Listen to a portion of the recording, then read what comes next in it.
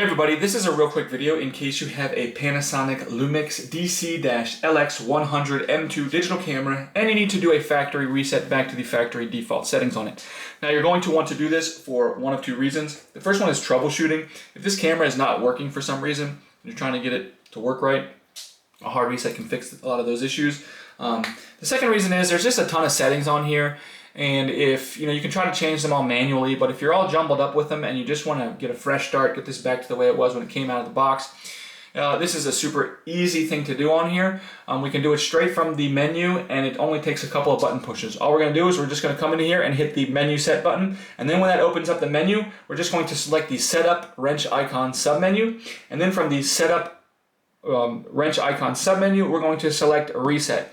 Once you do that, that will allow you to reset everything, everything from Wi-Fi, Bluetooth, facial recognition, time, picture sorting, delete confirmation, playback. All of the settings will be reset and you can set it up as a new device.